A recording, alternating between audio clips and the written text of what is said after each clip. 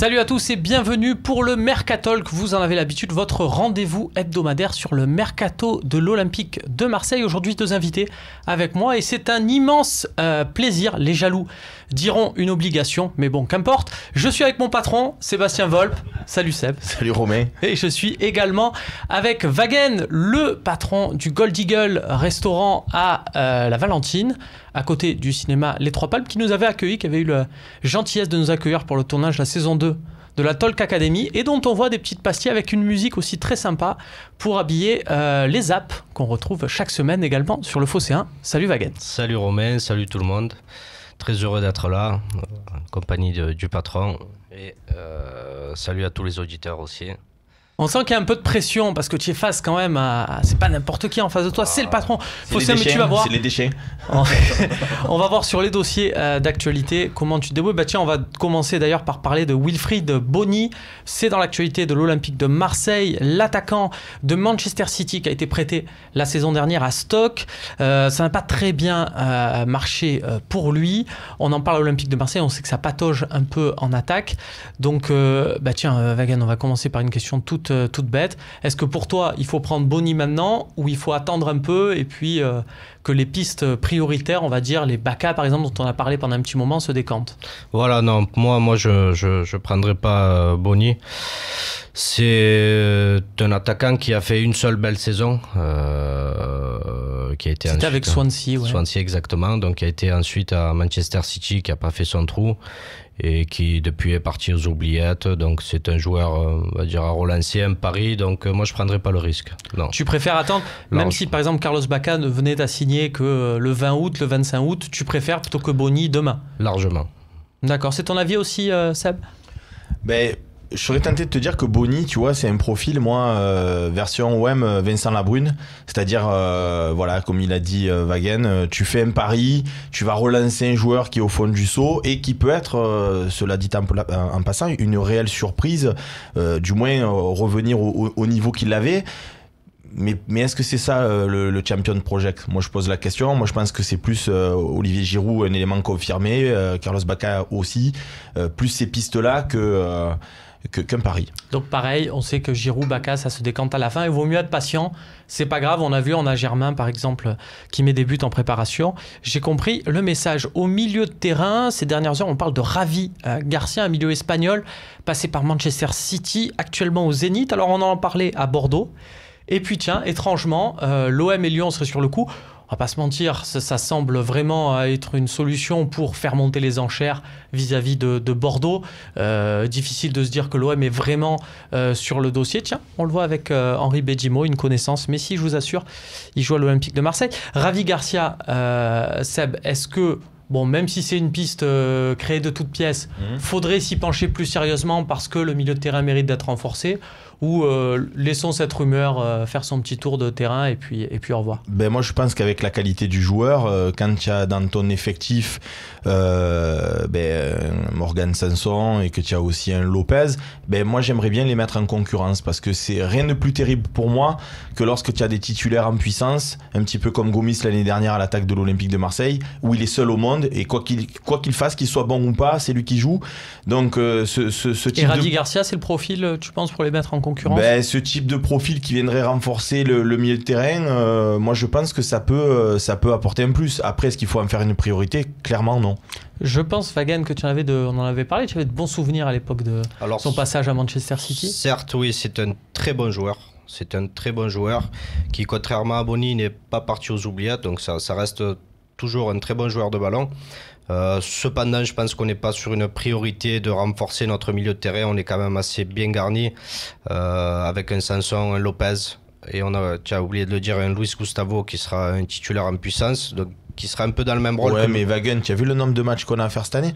Tu as l'Europa League, tu as la Coupe de la Ligue, tu as la Coupe de France, tu as le championnat. L'argument, Monsieur Volpe. Pardon, excusez-moi. L'argument de Wagen s'entend, puisqu'il a parlé de priorité. Et c'est vrai que même si on peut vouloir renforcer le milieu de terrain, on peut vouloir avant un attaquant ou un défenseur. Sur un très bon milieu de terrain en devenir, etc. Je pense qu'il vaudrait mieux viser sur un très bon milieu de terrain en devenir plutôt qu'un joueur qui serait certainement un titulaire et qui pousserait un Sanson ou un Lopez sur Alors, le banc. j'ai pas ça en magasin, un très bon milieu de terrain en devenir. J'ai un Moussa Sissoko qui est un peu plus confirmé, dont on a parlé ces derniers jours.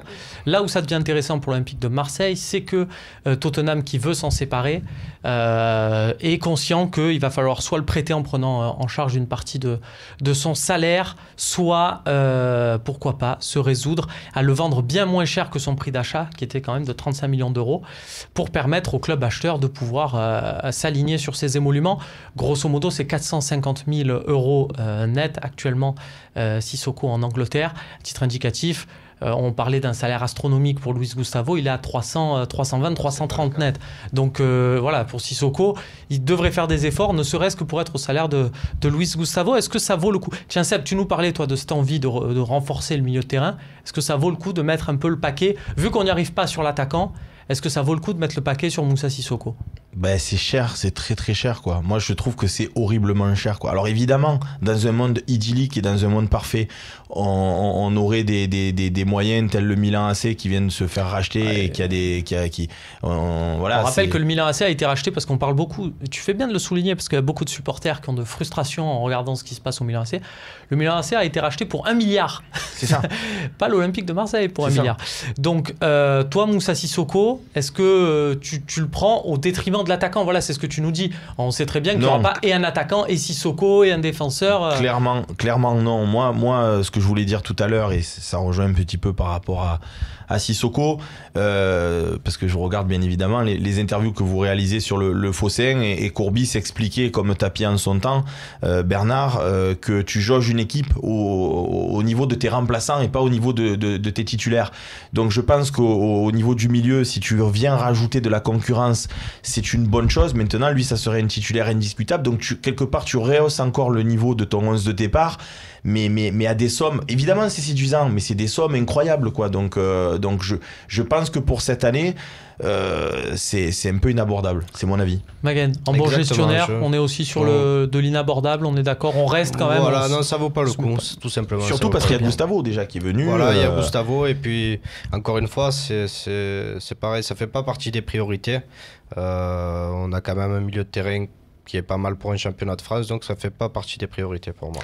Stevan Jovetic, il était, lui, une priorité au début de Mercato. On n'en parle plus trop parce que tous les jours, il est annoncé à Séville, c'est bon, c'est sûr, il va s'engager en Espagne. Au final, ça se fait pas. La piste pourrait être relancée. Bon, c'est, à mon avis, une envie de l'Inter de dire que la piste de l'OM est relancée, histoire de presser Séville. Mais tiens, vu que nous aussi, on patauge sur ce dossier de l'attaquant, est-ce qu'il faut... tiens, Wagen, je reviens vers toi, on en parlait tout à l'heure, on s'est dit, on attend... par rapport à Boni, il vaut mieux attendre sur les pistes prioritaires.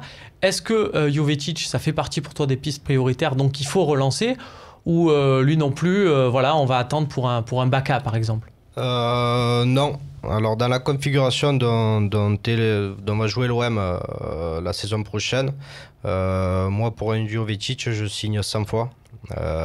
Accompagné d'un Germain en pointe. Disons que Baka est un très très bon joueur aussi, mais je verrais plus Germain accompagné d'un Jovetic, surtout à ce prix-là. Je crois qu'on parle de 13 millions d'euros. Ouais, donc ça pourrait être négocié un peu moins, c'est ce que demande l'Olympique de Marseille. Même à 13 millions d'euros, moi je signe de suite. Alors moi je vais pas faire le grand spécialiste et le grand connaisseur, mais j'ai pris bien évidemment...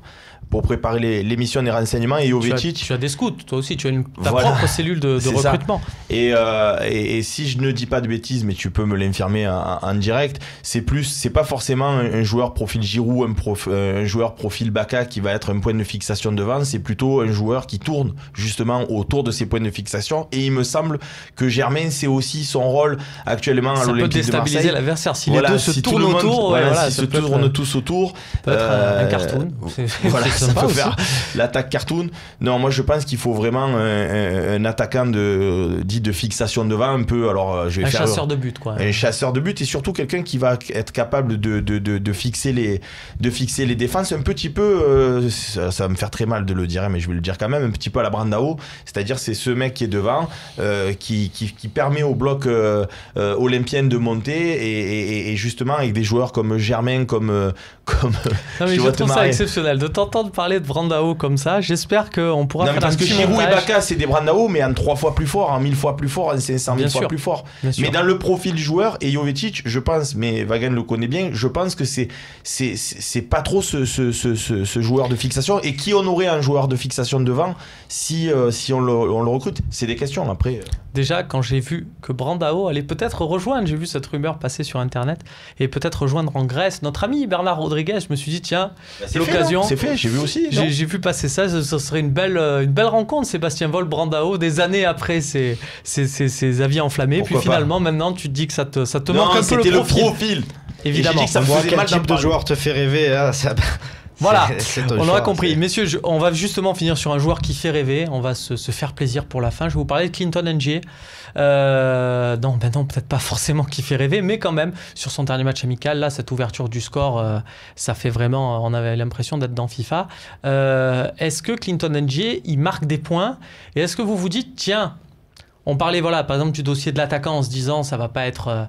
Est-ce qu'on se dirait pas, tiens, le Ng, on va le garder en attendant de trouver quelqu'un, il pourrait pourquoi pas faire l'affaire, où vous vous rappelez la saison dernière où il avait eu beaucoup de mal à remplacer Gomis. Wagen, Non, enfin, le garder, on devra le garder quoi qu'il arrive.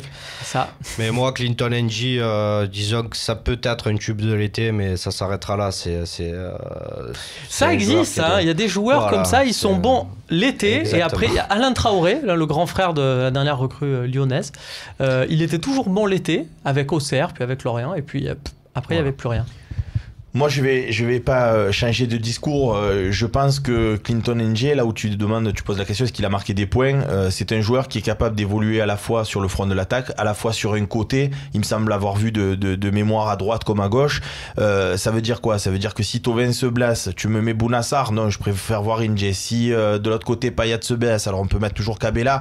Mais moi, si tu me mets Clinton Ng, là aussi, ça me déplaît pas. Et enfin, si à un moment donné, tu dois jouer avec 2 têtes en pointe parce qu'il faut revenir au score dans un match, que tu veux mettre une pression et que le joueur garde la détermination qu'il a à l'heure actuelle sur les matchs de préparation, oui, il a marqué des points. Maintenant, est-ce qu'il va venir se substituer au grand attaquant qu'on espère tous? Non, très clairement. Évidemment, on l'espère tous, comme tu l'as dit. Messieurs, pour nous, c'est l'occasion de passer à une rubrique, là aussi on l'espère, qui va être très séduisante, c'est les valises.